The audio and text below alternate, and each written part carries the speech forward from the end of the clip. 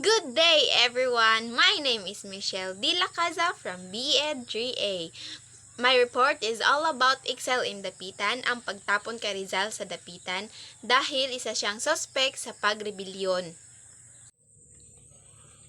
Dapitan was found in Zamboanga del Norte in the Mindanao area. Rizal stayed there for 4 years in the Motonos, but he had accomplished a lot.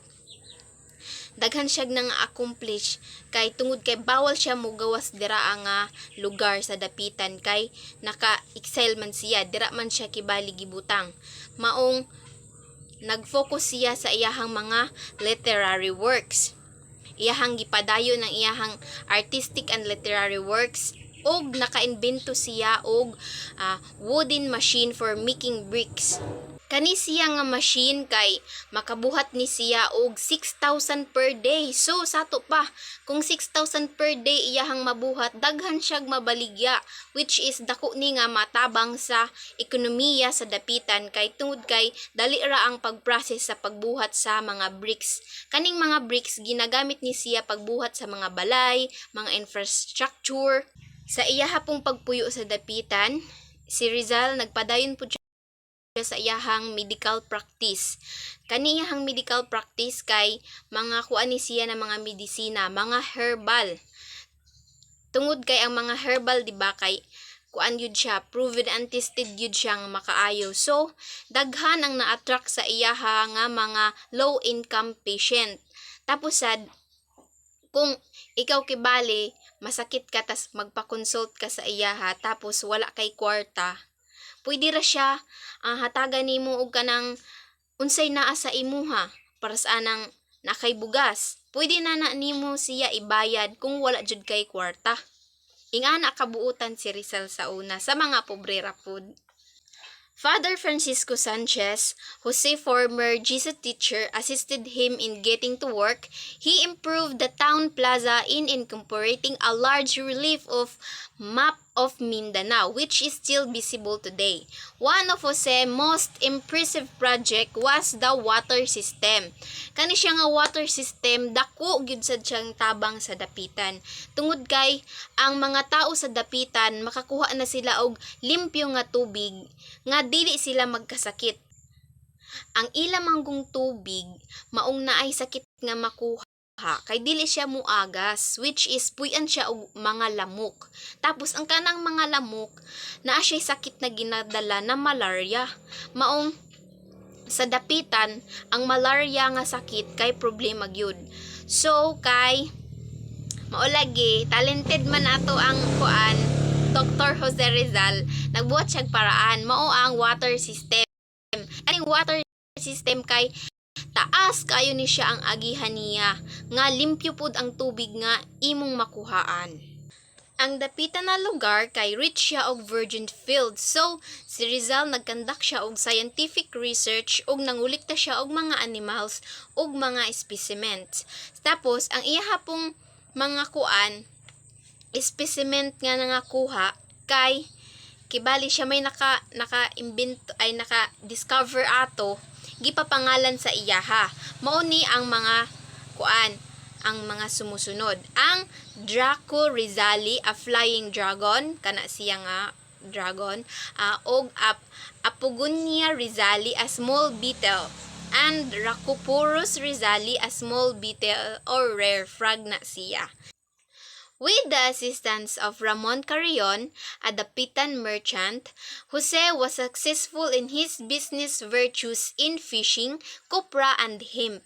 Kaning hemp, kay kuan ni siya, machine siya para sa pagbuhat sa abaka or pagprocess sa abaka. Tungod kay successful naman ang business ni Jose Rizal sa Dapitan, nakapalit na siya og 70 hectares of land sa Dapitan. Tapos kani siya nga land iyahaning gipatukuran og mga balay, mga eskwelahan og hospital.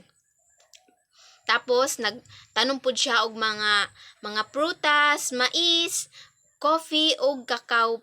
Bisan pa man daghan na og mga na-achieve si Rizal sa Dapitan, murag naagyud gihapoy kulang. Kay ang kulang day sa iyaha kay love life. Char. Tungod kay mingaw naman si Rizal sa pagpuyo sa dapitan na ay nag-abot nga babae, which is gwapa kaayo siya, kay blonde iyang hair, tapos blue iyang eyes, tapos mag-dress siya og elegant, mga ingon anak kibali. Mauto si Husipin Barkins. Gwapa ni siya guys, gwapa jud siya as in. Tungod sa iyahang kagwapa, naingganyo si Rizal nga pakaslan siya ni Rizal. Pero tungod kay gi-exile man siya sa dapitan kibali si Rizal, kay di ba suspect siya sa pagrebelyon, maong walay pari nga nagkasal sa ilaha. Pero bisan pa man nga walay nga nagkasal sa ilaha, nagpuyo sila og malinawon. Tapos sa pagpuyo nilang duha, gihatagan sila og isa ka anak. Pero sad to say, namatay ra pud dayon ang bata. Ing anak ka tragic ang iyahang kinabuhi. Okay, mag-move on na ta sa love story nga tragedy ni Rizal. Dili na pud ta sa on July 7, 1892, Andres Bonifacio established the KKK or the Kataas-Taasan Kagalang-galangang Katipunan ng mga Anak ng Bayan.